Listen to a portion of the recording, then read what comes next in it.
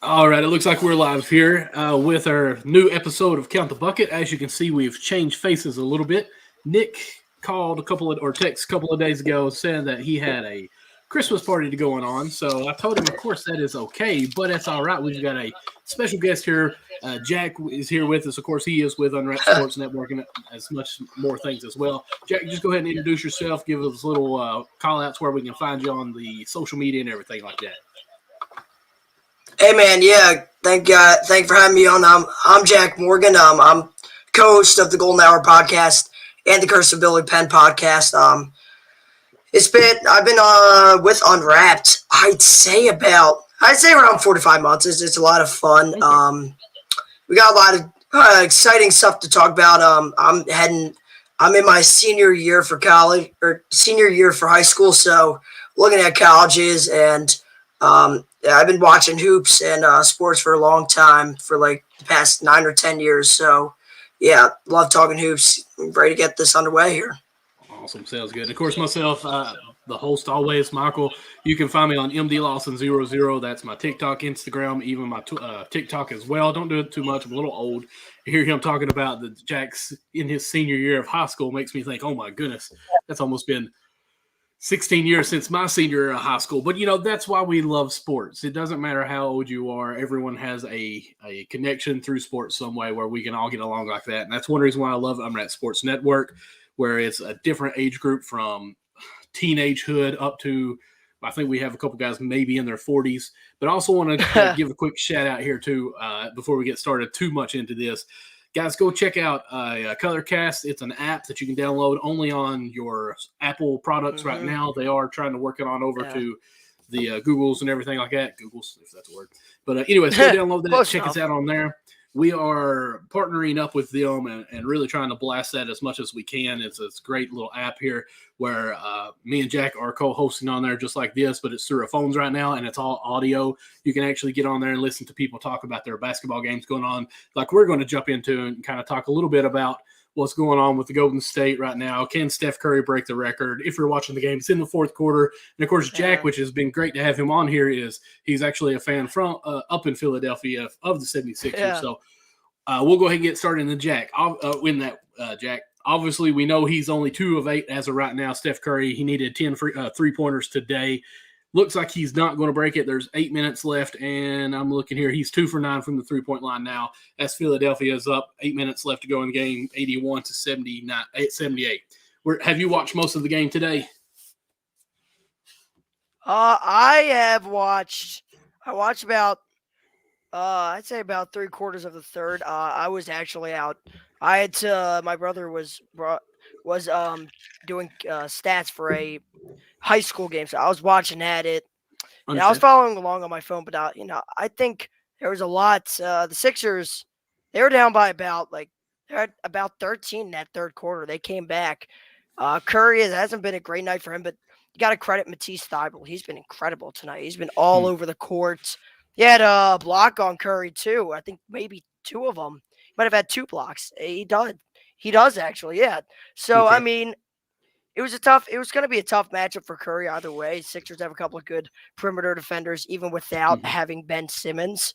But he's now 7 away from tying. So you would have to think if he gets 1 or 2 more 3-pointers here, I think next game could be the one where you see him take that record away from Ray Allen.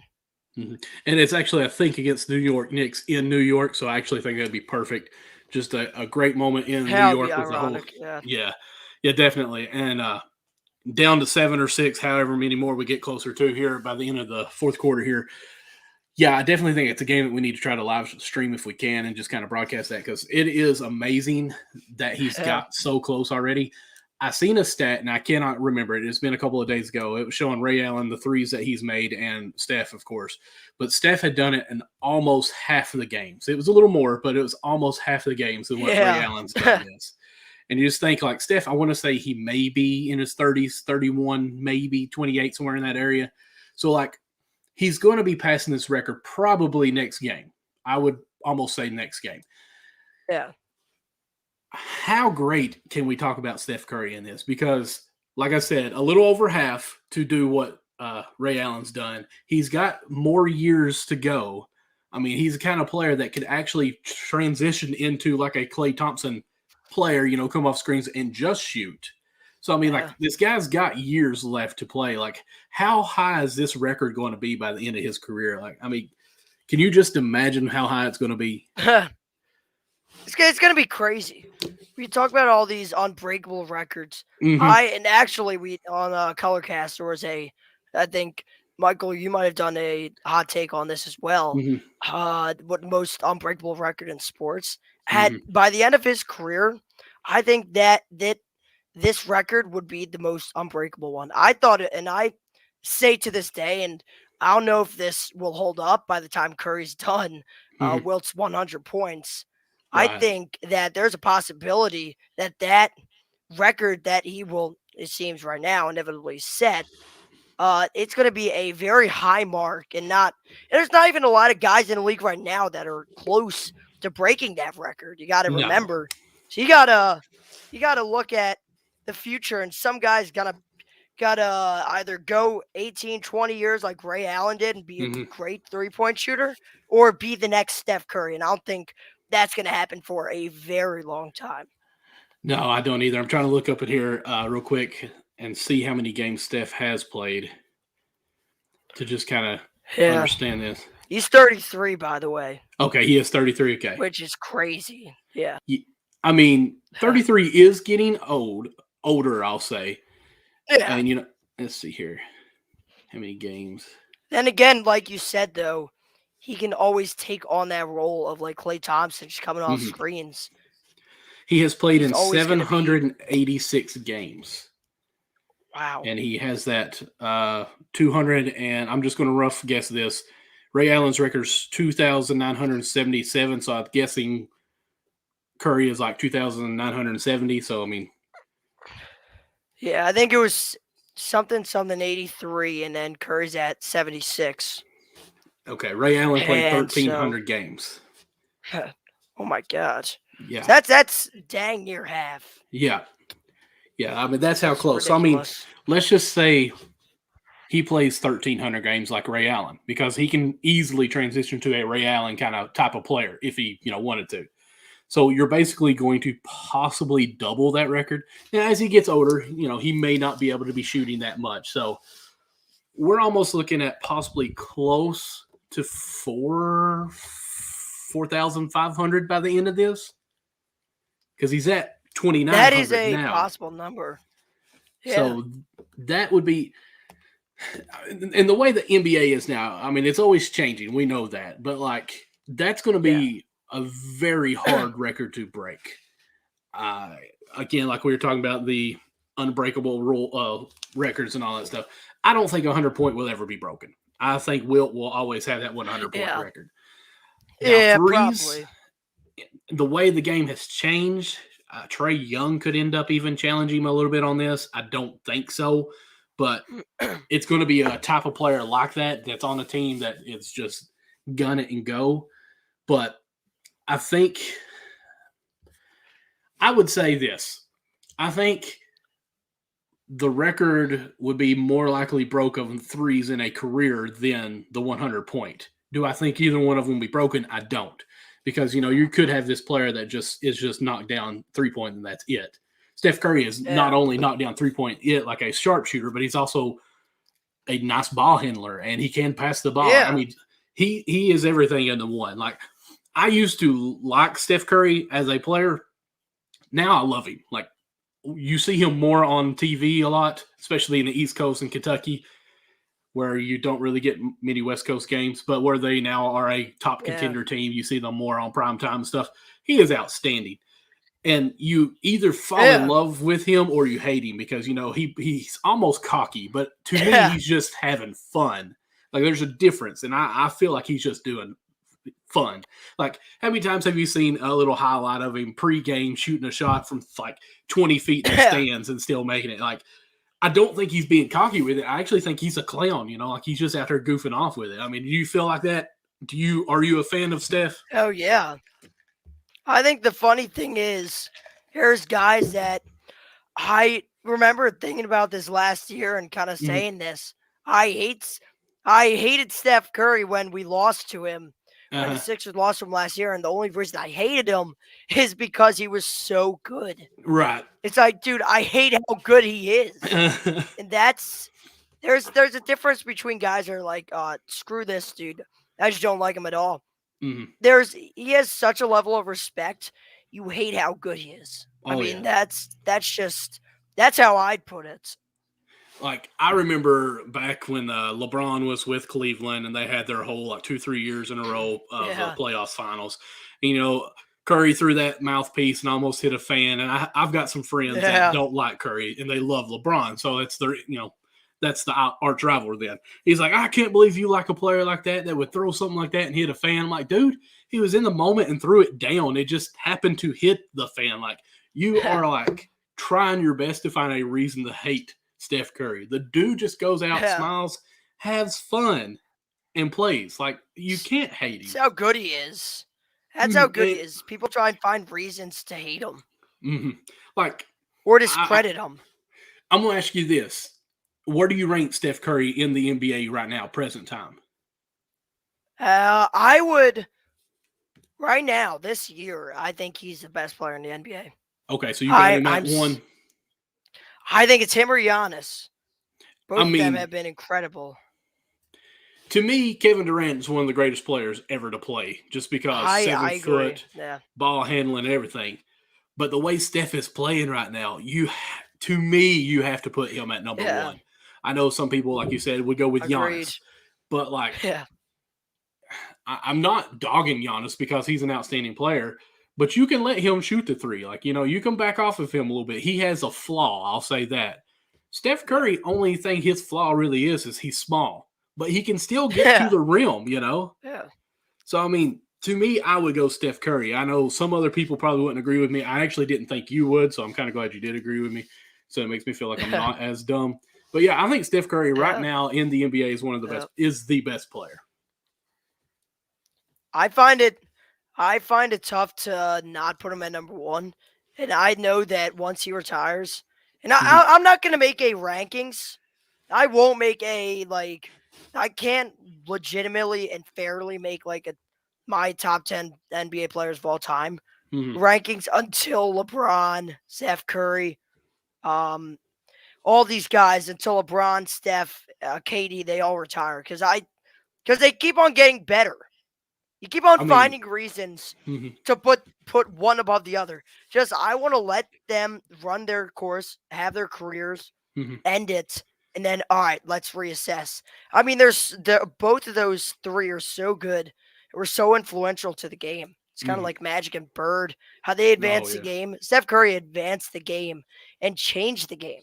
How it's played today. Like, I used to get upset with Steph at first because I'm old. I know I am. I'm old school. Like, you cross half court as the point guard, you make one pass. Like, there's going to be 2 or 3 passes before a shot happens. That's my style. You got Steph Curry who get a rebound and take off, saying, you know what? I'm 10 feet away from the 3-point line, but there's someone 15 feet away from me. I'm shooting it. And I'm like, no, you can't shoot. Okay, it went in. You can't fuss at them. Like, I've coached a few teams where you fuss at that one shooter that always thinks he's dead eye. And he shoots that shot that he shouldn't shoot. And you're like, Jimmy, why in the world did you? Oh, it went in. Never mind. Great shot. Yay. That's how I always felt with Steph at first because he pulled these stupid shots, but they go. I mean, you can't say anything. Of course, right now he's 2 of 11 from 3-point line. So you could fuss a little bit at that. But also, it's in his head a little bit, right? Like, he's thinking, that record's so close. Yeah, probably. He missed a couple of shots you usually see him make, as in the fourth quarter in the past few minutes, as I've been kind of peeking in. So, I think we can safely say it ain't happening tonight. No, he's 2-11 from 3-point line, 4 minutes left to go in the game. And I think Philadelphia did not want this to happen to them on their time because – like I said, 4 minutes to go, and Golden State only has 83 points. Philly has 91. So, I mean, it's kind of been somewhat of a slower pace game, which, again, I think that's what the Philadelphia wanted to do here. Oh, yeah, for sure. If you let him get out in transition, he can either take it right to the cup go one-on-one with him, or he Mhm. can just step it back for three. He is so versatile. So that he is, and even then, dude, Jordan Poole had a good game too. So Mhm. it hasn't been a one-man show. Curry, he has 15. Mhm. Poole has 23, and Wiggins has 20. So Mhm. three guys right there for Golden State who had a good game tonight. Yeah, I'm looking at their bench. Didn't really get too much out of the bench, but that's fine. I mean, Yeah. good to see Andre Iguodala. Oh wow, I messed that name up. Andre Iguodala. Can't say it tonight. Iguodala. Iggy. It's good to see him back in the We'll go lineup. with He that. played 11 minutes. I mean, 3 rebounds, 2 points. You know you're not going to be getting scoring from him. He's there for defense and just rest for veteran. We know that. But yeah, I mean, still, even with under 4 minutes now, Steph could still knock off 2 threes here in no time. Even more than that if he got hot. But right now he only has 2, and they're down by 8. It looks like it's still going to be a good game coming down to the wire. But so as you know what, he game might probably, have to chuck up a couple more threes though. So you never know. What's scary crazy is this team is not full healthy, the Golden State Warriors. Because they don't have Wiseman and they don't have Thompson yet. And they're still top team right now. Yeah. Let's see here. While I mention that. Are they still in first in the West right now? Yes. Well, they're tied with the Suns. Yeah, They both are 21 I think they're and 4. No loss November for the Suns. The Suns. That was crazy. Mm-hmm. Yeah, I think I watched a little bit of the game last night, the Suns and Celtics, who I thought the Celtics would win because Suns had both Ayton out and, of course, Devin Booker. But the Celtics had Brown out. And I thought, well, I mean, still, you've got more players. I thought Celtics may would win. Suns destroyed them. And I think the announcer said at one point that they haven't lost at home since October 19th, something like that. And that's alone crazy. Is crazy. Yeah, that's 2 months. No, let's see here. Today's the 11th. Almost 2 months. As Seth Curry goes in, it kind of shows off a little bit of the flair that you usually see Steph Curry create. You just stole that pass, just flicked it up with the right hand. So Sixers look like they'll win this game, but Steph Curry, you never know. Right about now, it's about let's see if Steph can kind of inch forward closer to that record. Which he just made potentially one, there you go. Yeah, so he's got 3 now, and he needed 10, so he's 7 away. So right now he is at 2,970. Yep, there it is. Oh, did he just make? I'm sorry. So, I mean, no, he just made it on my screen. I don't care personally. I know that I'm behind. ESPN is behind, but yes, so it's 6. Deficit is 6 in terms of the 3-point field goal count. You need 7, of course, to pass them, but 6 to tie. That's right. Honestly, with 2 minutes to go, trailing in this game, I'll look for him to get one more. Yeah. Well, here's another chance. I mean, the Sixers, not the best at closing out games. Right. Especially 3-1 games, too, right? Oh, gosh. Sorry. Well, let's go ahead and talk. That's Warriors stuff. Yeah, that's true. Let's go ahead and talk about some more while we watch this game finish here. Let's go ahead and dive into your Philadelphia 76ers. And where is Ben going? Have we heard any kind of talk going around, any buzzing there? Not since Friday night. I'll say this much, and you know me, I'm always on Twitter looking for this type of, I eat up these type of rumors. I've not. There's been nothing that has been worth mentioning. Well, maybe there kind of has been. So Sixers are looking, according to Mark Stein, they're searching for a return package for Ben Simmons, headlined by a player from the Damian Lillard and Shai Gilgeous-Alexander tier. Okay. So that's more or less either a budding star at the guard position or a established star at the point guard position. So it's top 25 player either way, and that's what they've been saying this whole time. Yeah. I don't know if they're going to get that. I think it's going to be like a 2-player package, in my personal opinion. Granted, I'm not the Yeah. NBA guru or anything like that here, but I feel like and it's kind of going to be a hit with both of my conversation here is as Patrick on our Colorcast here, he text out here, Shanghai is where he thinks Ben Simmons is going to go, which I did listen to his. I think he did a hot take today about Ben Simmons going to China.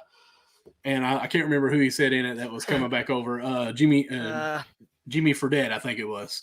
So I thought that was quite comical on that. But I think Portland is still going to be the place for him. I just feel like Dame wants help. Now, it seems like in some of the reports I've seen that Dame has possibly been the person they're asking for in the trade. But they've been asking for him. Yeah. I don't think there's any secrets being held there. Yeah, and have you seen a lot of reports now that they're saying Dame is unquestionable, untouchable? So I don't think Dame's going anywhere, but I still think, and I know CJ's got his collapsed lung right now, but I felt like that was going to be the piece that they get from them is go for CJ, trade him off, and then even talk with Indiana and try to get Sabonis or even Miles Turner to show up with the trade for Portland. And just do a 3-way trade there because we know now, and of course this is in our notes that we want to talk about where we think those guys are going to land is Miles Turner, LeVert, and Sabonis. But I almost feel it's going to be a 3-team trade to make this happen because Philadelphia is asking for too much, and not one team has that to give up to try to make themselves still competitive. Like it's almost like, hey, you're going to trade a top 25 player to us, but yet you're still going to be trying to be competitive with Ben Simmons. I don't think that's going to happen. That's why I think it's going to be a 3 or 4 team trade on this. What's your opinion on that? I think it might have. Go ahead. I think it might have to be. Mm-hmm. I've seen a couple of good 3-team trades though. Oh yeah. There's one with the Pacers and Kings. Okay. There's also a 4-team trade I saw. Oh. Kings, Pacers, and Spurs. Okay. In which the Sixers would get, Dejounte Murray, whoever the heck you say his first name. Right. And I don't know who the other one was, but they did get 2 stars. Might not have been top 25 players, but it was a fair trade. I'll see if I can find it. Okay. Because I was a big fan of the trade. And yeah, hold on. I've heard a lot of people, as far as I guess, drop my earpiece here. As we kind of talk with all of these players going on, I guess would be the best way is some people are talking about Sabonis even going to the Spurs, which I think would be interested. I want Sabonis either to go with Ben to Portland, or I'd like to see him go to Charlotte. I think that's a benefit with him. Yeah, I found the trade, by the way. Okay. It was a 3-team trade. Okay. It was the Sixers, Spurs, and Pacers. The Sixers receiving Dejounte Murray and Caris LeVert. The Spurs receiving Sabonis and Justin Holiday. Pacers got Ben Simmons, Thad Young, and Lonnie Walker the 4th. Okay. So that was an interesting trade. The salaries apparently matched up, so okay. There you go. My only thing with that is the Pacers saying they're wanting to rebuild. So, I mean, I don't see going for Ben Simmons and then trying to rebuild with that. That just, to me, it doesn't make sense unless you're going to say, hey, we'll just take Ben Simmons and kind of. We're going to build around Ben Simmons somehow. I don't know. Tank a little bit. Not an expiring contract. Is he? That's for dang sure. It is not an expiring contract. He's in the first year. He's in the first year, I think, of that extension right. They signed, for 5 years. Yeah. That was stupid. I don't know why they did that extension. Yeah. Yeah, that guy wasn't happy anyways, and you all didn't like him anyways. I mean, it was we didn't like him. We haven't really. I mean, that's not fair to say. And that's what they get wrong about Philly fans. We've supported him. We've supported him all the way through. And I think I'm not a big fan of the fact people think we didn't support him. You can go back. We're encouraging him when he's missing free throws too in these playoff games. It's the wild part about it. I think it goes back to keeping Tobias Harris over Jimmy Butler Mhm. and signing Ben to that extension. That was an awful offseason. Not to Yeah, mention, didn't have a good draft either. personally, I don't know why you would ever let Jimmy Butler go. Which Tobias has been good. He's been a cheaper Jimmy He's Butler. been okay. Yeah, He but sure as heck ain't worth 5 for 186. That's ridiculous. I mean, Jimmy Butler, the personality that he brings to your team, your whole depth really is to me so much more. Like you see what he's doing in Miami. Like Miami is good, Yeah. but they really don't have anyone that's like outstandingly good. And Jimmy Butler is just like, hey, we're going to come here, we're going to be tough, and we're going to be better. Like I've seen a lot of reports. Miami is really my team that I like, and some of the stuff that they've said about him and Tyler Hero, how Tyler Hero's basically been his little brother, and Jimmy Butler dogs him through practice and rides him like crazy, like you suck. Come on, you got to be better than this. Like I can't believe you missed that. And to hear that, and then to see how Tyler Hero's playing this year, it shows that Jimmy Butler is really riding him and trying to make him into a superstar. And then you can see even Baum's gotten better, who he's out for, I think, 4 to 6 weeks now. So they're going to be going through some issues there. But it's just, if you had Jimmy Butler with this lineup, I think Ben Simmons would have already been gone because I don't think he can handle that tough nose talk from Jimmy Butler. Yeah. And I think That's this for team, dang sure.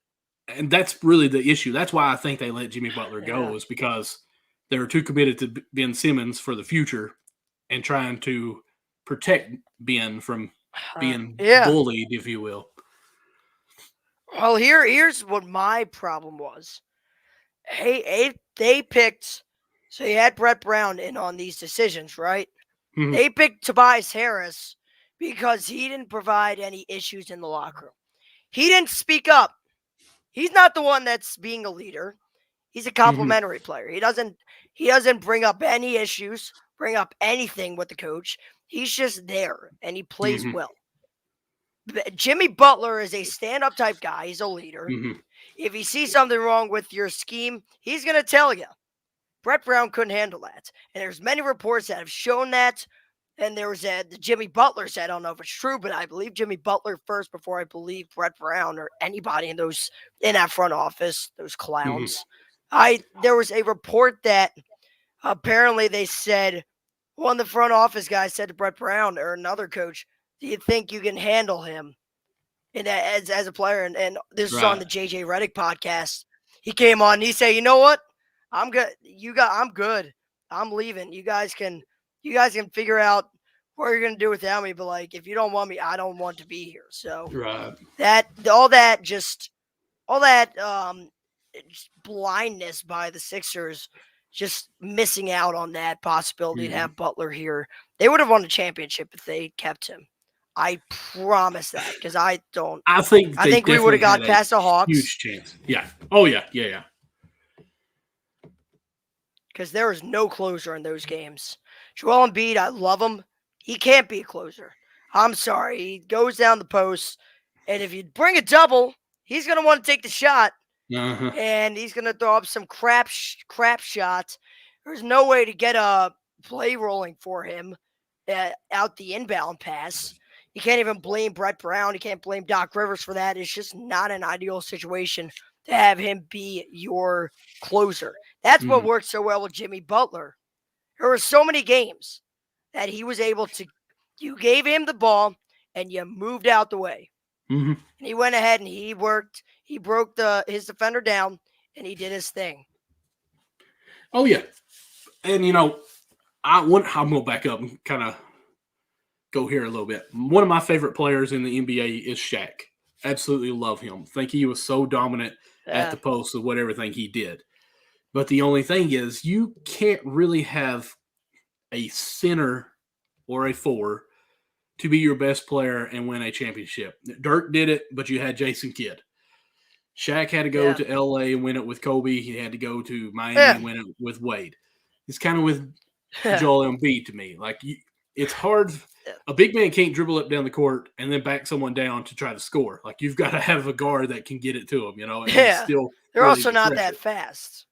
Yeah. Right, So, I mean, and I'm not saying Shaq wouldn't have won it without anyone. Shaq to me is almost 2 or 3 best player in the NBA, even before LeBron James. But I hate LeBron. Anyways, but with that being said, like the 76ers are missing an all-star point guard, all-star, someone who can score at will. Joel Embiid is top 5 right now in the NBA, but he's a big man, and I just feel like you can't have your big man as your best player. yeah, absolutely. Okay. Shaq was really good. Shout out Shaq. Come join the Count the Bucket show. We'd love to have you on the podcast. You can Hey, you never know. advertise your egg incubators you just released. Oh my gosh, man, he's all over the place, isn't he? He is. I seen a tweet that's saying when Shaq doesn't know when to stop with that egg incubator thing, and I'm like, I mean, he's hustling. Man. Like, I mean, he's grinding. Like, he's out there. He's making money on anything he can. So I don't know what you're talking about. He works hard for the money. Yeah. Yeah. So I'm going to name you 4 teams, and you tell me where you think Ben's going to go real quick, okay? Blazers, Spurs, Charlotte, or okay, that's it. Those 3. Or do you have a dark horse? All right. Well, yeah, I don't have a dark horse. Okay. I'm gonna go with the Spurs. Okay. I think to Devontae Murray. I'll figure out how to say his name. I think that's right, Devontae. Now, eventually. Devontae. We're gonna go with that. We'll have a fact check if he comes to Philly. Even then, I'm just looking up after his show, just just in case. And I think he's coming to the Spurs. I think there's a lot of rumors that Greg Popovich wants Ben. I think it's better for Ben's career to go to San Antonio. Mm-hmm. I think Greg Popovich will whip him in shape. He won't take any BS. I think it would be better for Ben's career. But at this point, I kind of want to see him fail, given all he's done to me, to us in the city. So maybe I don't want him to go there, but I do because I think that out those 3 teams, that might be the better return. Yeah. Well, I will say this. I've heard that Ben Simmons has sold 2 of his houses recently or has them listed. So I think he's getting low on money. I think he's ready to be traded. I do like Spurs for him. I think Pop would be a great for him, a good influencer for him to understand basketball again. I feel like it's almost gotten in his head that he's supposed to shoot and he don't want to shoot. That's not his style. And I think Coach Pop can say, okay, I know this is how you want to play. This is how our offense will go for you. And I think it'll be good. Pop has been so diverse with everything in his career, I feel like. You had Tim Duncan, who everything went through them. Then it kind of went to Tony Parker with the penetration and drive and kick and everything with that. And now even on to these young guys, DeRozan last year even. So I think Pop's the perfect fit for him as a coach. I don't know about Portland, but we'll leave it at that. So we went through there. Now, one thing I want to talk to you about, and I don't know if you know much about them, because they're kind of a team that's not really mentioned too much on primetime television. But the Grizzlies, in the past 14 or 13 games, I think, since November 15th, they are 9-4. Of course, we had the game where they beat Thunder like 150-70, something like that. They won by almost 70 points, wild. I think. Are the Grizzlies for real right 73 now? or something. Are they for real? I think they are. I don't think they're a championship contender. Mm-hmm. I think that Jaren Jackson needs to keep on evolving and become a player that can become like a 1-2 punch with Ja Morant. By the way, that 73-point win, I don't think it speaks how good the Grizzlies are. I think it just speaks how bad the Thunder are. They didn't even have Morant. No, they didn't. That's just ridiculous on many levels. I mean, you got that. When you look at it that way, it's like, how did you lose to them by that much? I still think that the Grizzlies are a good team. I think they're a fiery team. They play with grit. I think that they'll be a team that is inside that top 6. They will not fall into the play-in. Desmond Bane's been pretty good. Yes. He's played well. I was talking to you earlier about looking up cards. I've got 3 cards of his. I was looking to see how much they're going right now because he's been playing well. They're not. They're he keeps just on a little playing. basic cards. So I mean, there's not like anything. Hey, you never know valuable. though. You don't. Cards are Maybe if crazy. maybe if he puts up 100, like Wills, maybe that thing skyrockets. You never know. There you go. Though I think his chance to put up 100 was in that Thunder game. Yeah. So going back to, let's see here. I said November 15th. It looks like it's November 28th. Here's the teams they've beat. They beat the Kings, the Raptors, who I think is a little bit of a better team. Yeah. The Thunder 152-79. They beat Maverick, which I think is a good team. They beat the Heat, who is a great team. Then they do lose to the Mavericks. Then they beat the Lakers and then the Rockets today.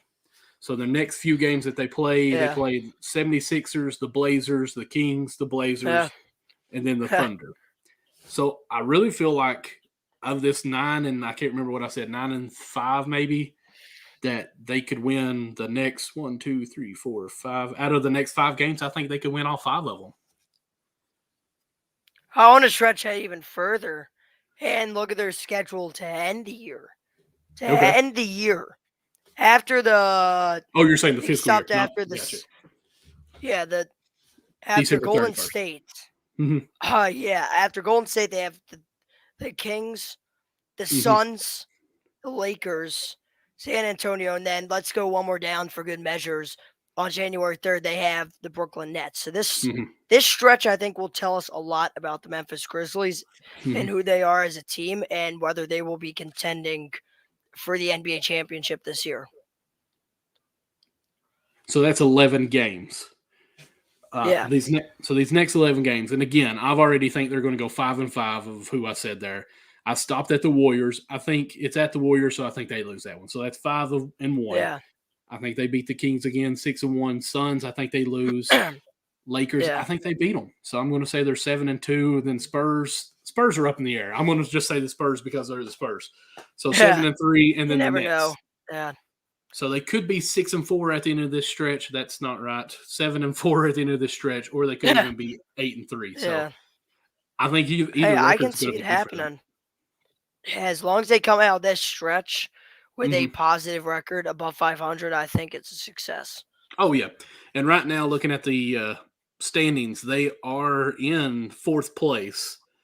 They are 16-11. So if we had those, I mean, I think they'll jump the Jazz, really, because that's a nice little stretch. Now, I don't know what the Jazz play, but Jazz seems like they always have the easiest record or a schedule.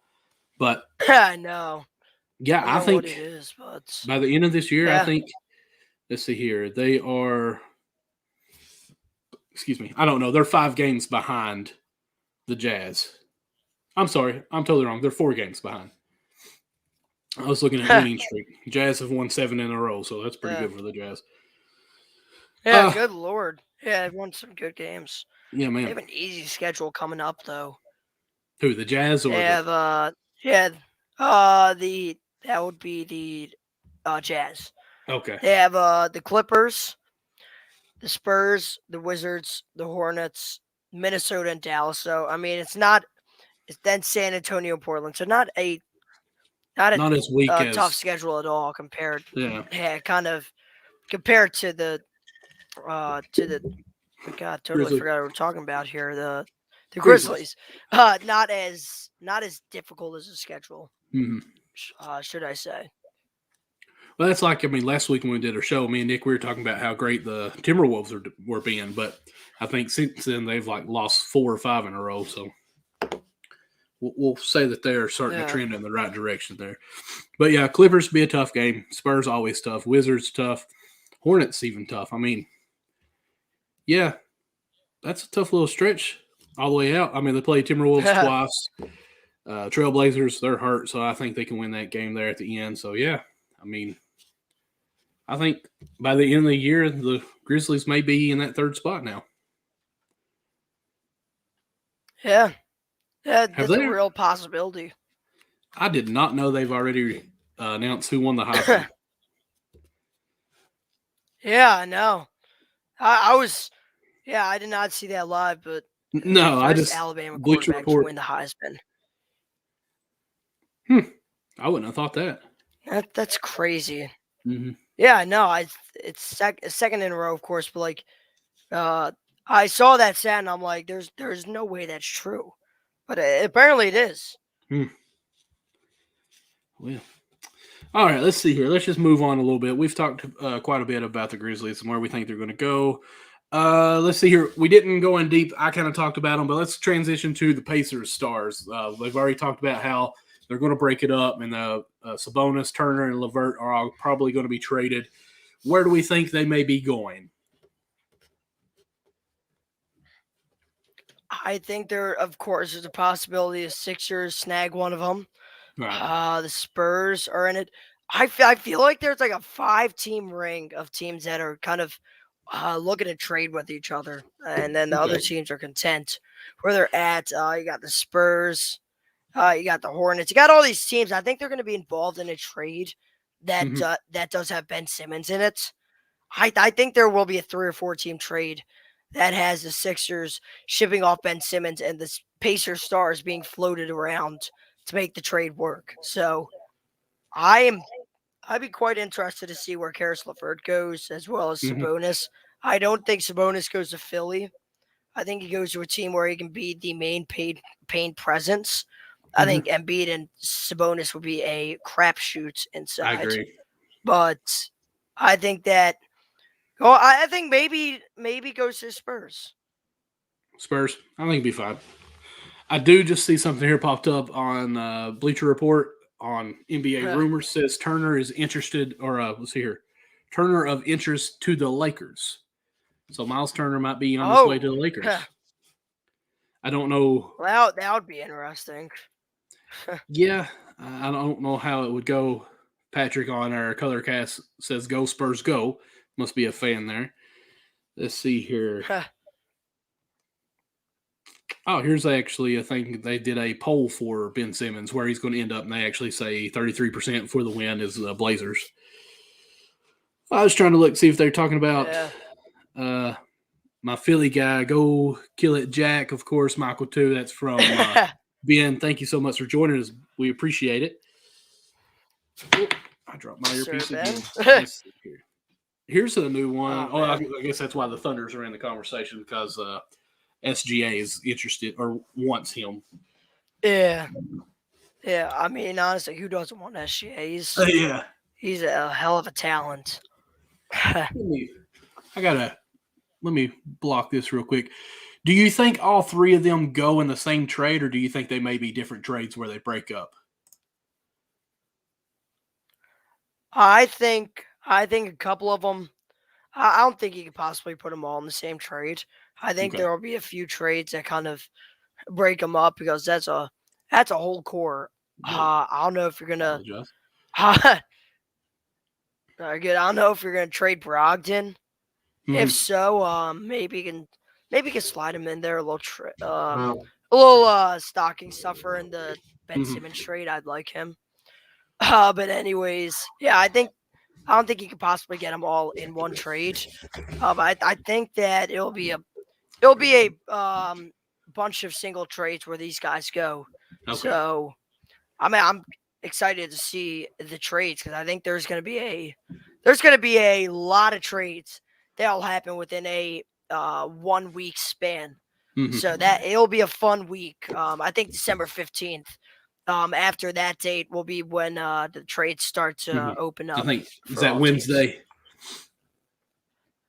Yeah, that would be Okay. Wednesday. Yeah, I think that's when that's supposed to kind of kick off there.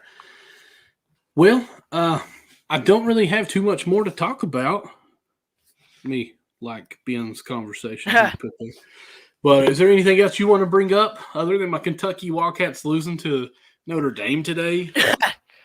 I did see that, and I was gonna bring it up at one point. Uh-huh. I have been a Nova.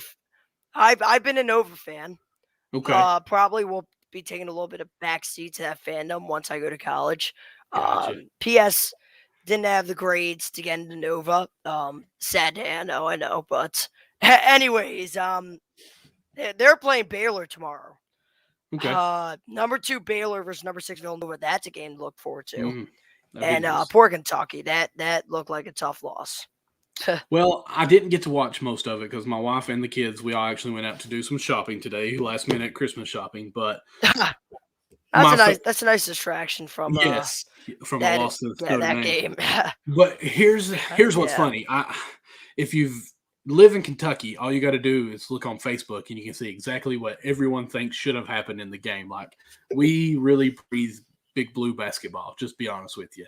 Everyone has their opinion. Coach Cal sucked, should have done this, should have done that, and the whole 9 yards. So I can pretty much keep up with the game just by keeping on Facebook. But here's the thing with me when it comes to Kentucky basketball. We do have some returns and some even transfers this year, so it's a little bit different. We do have some veterans. But Kentucky basketball, I don't even care about it until the end of January, 1st of February, because Coach Cal are taking these young guys who've been studs on their own team for 4 years and now put them all together where they're trying to learn who's going to be the guy that they go to. Yeah. So I always say January because they get the Christmas break where there's no students. They don't go to class. All they do is basketball. And they call it Cal's, I don't know, torture or something, whatever. We're just going with that. And that's when they come out after that. And you can actually see that they're playing team ball now. Like, they finally bought into the defensive schemes. And everything. So I don't panic on any Kentucky games until January. Well, that's a pretty good system. Oh, yeah. Who do you think may win the championship this year in college basketball? And I'm putting you on the spot, I know, but I honestly think it's going to be Gonzaga. Don't say Gonzaga. Oh my goodness! I know, dude. They're so good. Drew Timme, I can't believe he came back, but he's really good. He's the best player in all the land. Is Purdue number one right now? They might be. I did not know that. They lost, didn't they? They lost. As of right now, Rutgers. They'll be they're gone. still number one, but they'll probably switch after Sunday. Yeah, they will. Right now, yeah. I do know someone who went to Rutgers and saw that game. Oh, that wow. was That'd be nice. Wild one. Yeah. Man, I would love to be at that game. Oh, yeah. I'll be honest with you. My pick would be either UCLA or Baylor. Those are my two teams that I'm watching. Oh. And I hate to say UCLA just because they have so many championships that they've won, and Kentucky's trailing them on that. But that's who I think has the best chance. Anything else? I mean, we 11-19 at my time. I'm about ready for bed over here. Yeah. Yeah, I'm on the East Coast as well, so okay. Yeah, for sure. All right. For sure, definitely looking at a nice sleep with the Sixers win though. So I'm feeling pretty good. Yeah. Yes, they did hold on to win. Steph Curry only had 3 3-pointers, so watching break hit against the Knicks. That's what we want to see. But Jack, thank you so much for coming on here with us. Go ahead and give a shout out to all your stuff real quick, your plugs that you got going on before we sign off. Yeah, thank you for having me. Make sure to follow me on Twitter at Jack Morgan USN. Also, it's like, and on Twitter I have my links for all the podcasts I do, Curse of Billy Penn, and the Golden Hour, which will be coming back this week. Had to miss an episode last week, and this past week has been crazy. But anyways, yeah, it was great to come on. I'm gonna sleep pretty well, given the Sixers won. Maybe the Flyers won. So maybe it's they are winning. Are you a hockey fan? It's a 2-0. Oh yeah. Okay. So it's a 2-0 night for me. Okay. I haven't had a weekend where my teams have went perfect. Mm-hmm. Usually because Penn State or the Flyers have blown it. So it's a pretty good night for me. And this was icing on the cake. So thank you for having me on. Anytime. And again, as always, my name's Michael. You can find me on my Twitter, Instagram, TikTok at MDLawson00. Also, you can find me on Colorcast, MDLawson00 USN. On there, everyone with Unwrapped Sports Network, we have the USN at the end of our names on there. So as they're updating the app, you should be able to find us that way. Go follow me on all those stuff. In all of those, I have in my bio my linked tree as well, so you can find everything we're doing on that as well. Yeah. Of course, as you can see here, go to Count Bucket USN. That's where we update everything as far as our show with that. And on Thursdays, I've got to say this, Thursday nights at 9 o'clock, may have to move it to 10 for next week. Not sure yet. My Backstop Banter show where me and Connie talk everything baseball. It's really tough right now since the lockout's going on. So hopefully that ends soon where we can have some go good in there content. and give them some topics. Listen, all we need to do is universal DH. Let's put a floor for the salary cap and raise the ceiling a little bit, and everyone's happy. That's all we got to do. And expand the playoffs. There we go.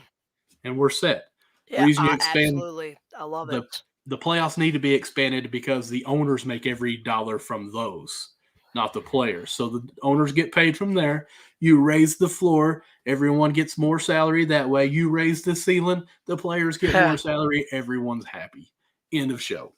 But now, what you want to do is have Drew Stahl, my coach at Golden Hour, on. He is a avid fan and avid believer of not having the universal DH and keeping pitchers in the batting orders. So that would be very interesting.